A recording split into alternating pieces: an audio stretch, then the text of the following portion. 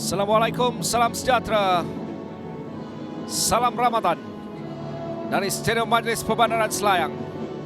Saingan MFL Challenge Cup peringkat separuh akhir pertama. Pertemuannya akan menemukan pasukan Kelantan yang akan bertindak selaku tuan rumah. Kelantan TRW berdepan dengan pasukan Penang FC. Obilo dan juga Stefano Bruno menjadi tumpuan. Ke belakang, peluang bagi pasukan Penang. Saya bicarakan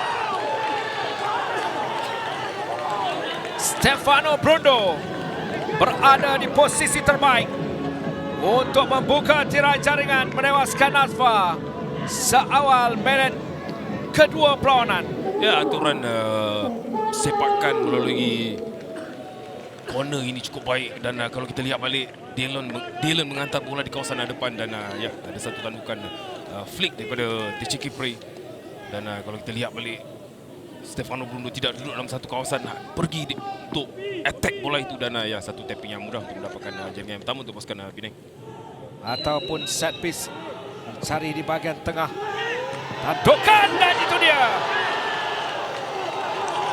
Kali ini giliran Douglas Coutinho menerusi dead ball situation. Semakin menampakkan keyakinan, semakin memeningkan kepala Akmal Rizal Amarakli. 2 gol pantas berselang 3 minit. Kedua-duanya menerusi dead ball situation. Marah ke bahagian depan dari Stefano Bruno untuk Cece Kipre. Penang terus menekan. Fido Saidi berkembang ke depan, namun tak sampai dari Douglas Coutinho. Cuba terus.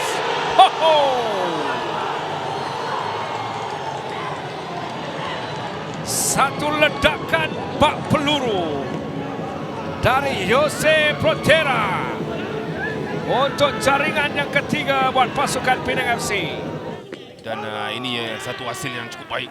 Percubaan daripada Putria di kawasan luar kotak penalti. Tamparan pertamanya cukup baik untuk mengadakan ruang dia membuat percubaan ini. Dan ya, cari ruang di kawasan Papus dan mendapatkan jaringan yang baik pada malam ini untuk jaringan yang ketiga. Masih lagi Albert Kang menantirakan. Rakesh leret cantik mencari Azam, hantar ke depan. Tandukan, susulan. Dan jaringan pertama untuk Kelantan yang dihasilkan oleh Azwan Arifin.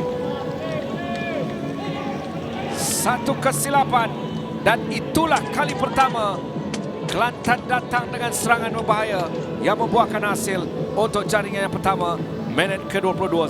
Ya, disebabkan melakukan perkara yang sama 3-4 kali sebelum ini, tetapi kali ini crossing yang lebih dekat dan dilakukan oleh Azam Aziz, satu crossing yang cukup baik.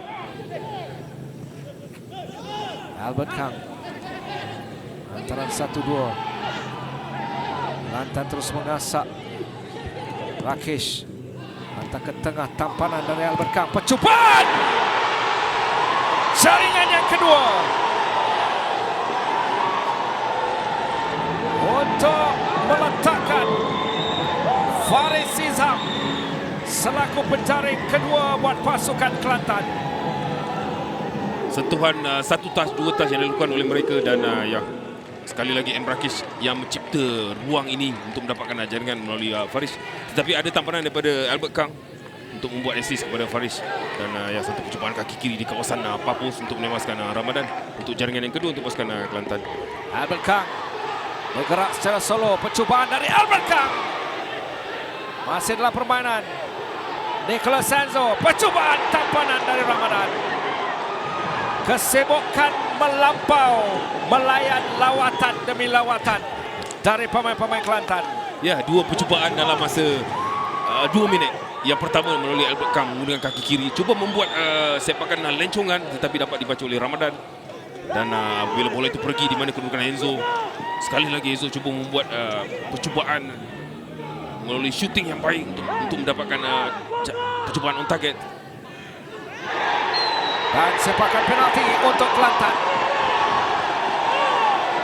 Insiden yang membabitkan Akmal Zahir ke atas Faris Shah. Dari dari Albert Kang.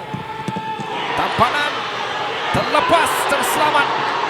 Ramadan menjadi muncul wira bagi pasukan Penang.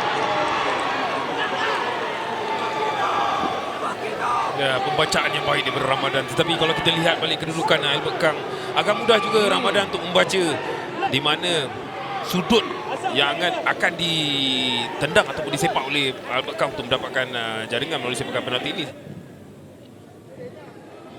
Azam agak sedikit ke bawah untuk bertahan.